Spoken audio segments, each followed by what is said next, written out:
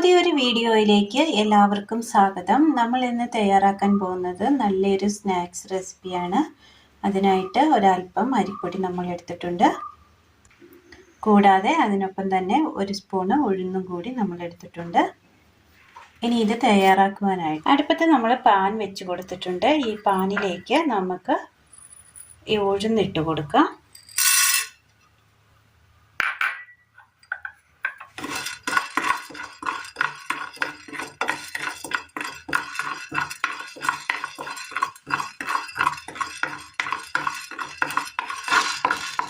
ഉഴുന്നൊന്ന് വറുത്തെടുക്കണം.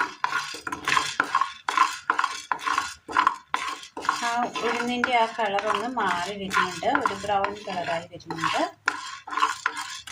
ഇതിലേക്ക് നമുക്ക് ഈ സമയം ഒരു അര സ്പൂൺ ജീരകം ഇട്ട് കൊടുക്കാം.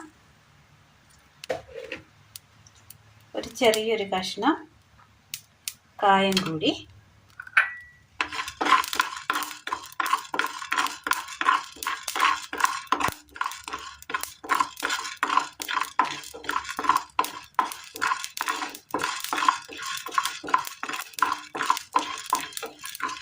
നന്നായി ഒന്ന് വറുത്തെടുത്തിട്ടുണ്ട്.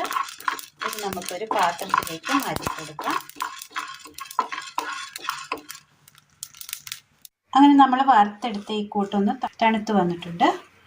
മിക്സിയുടെ ജാറിലേക്ക് ഇട്ട് കൊടുക്കാം. ഒന്ന് പൊടിച്ചെടുക്കാം.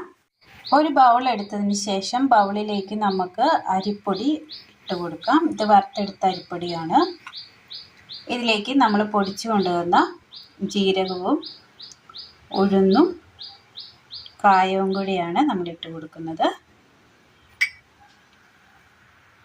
ഉപ്പ് ആവശ്യത്തിന്, മുളക് പൊടി,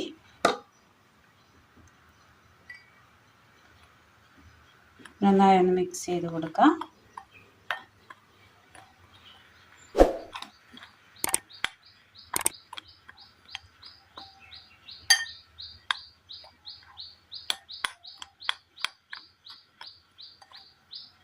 ഇതിലേക്ക് ഒരല്പം ചെറു ചൂടുവെള്ളം കൂടി ഒഴിച്ചു കൊടുത്ത് നന്നായി ഒന്ന് കുഴച്ചെടുക്കാം. ഇതുപോലെ നമ്മൾ കുഴച്ചെടുത്തിട്ടുണ്ട്.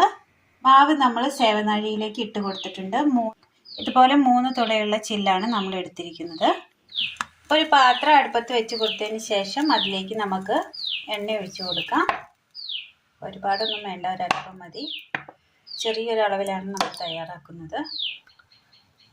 ഇതിലേക്ക് നമുക്ക് മാവ് പിഴിഞ്ഞിട്ട് കൊടുക്കാം.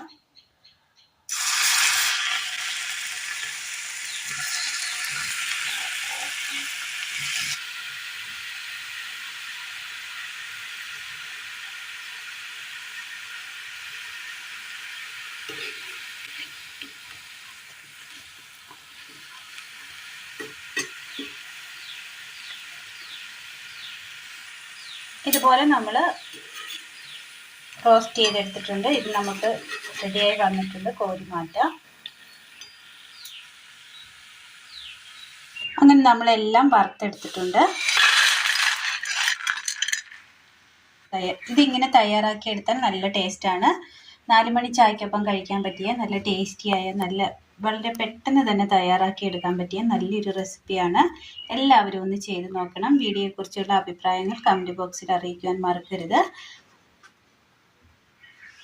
അപ്പോൾ ഇന്നത്തെ വീഡിയോ എല്ലാവർക്കും ഇഷ്ടമായി എന്ന് വിചാരിക്കുന്നു. വീഡിയോ ഇഷ്ടമായാൽ ഒന്ന് ലൈക്ക് ചെയ്യാനും ഷെയർ ചെയ്യാനും സബ്സ്ക്രൈബ് ചെയ്യാനും മറക്കരുത്. താങ്ക്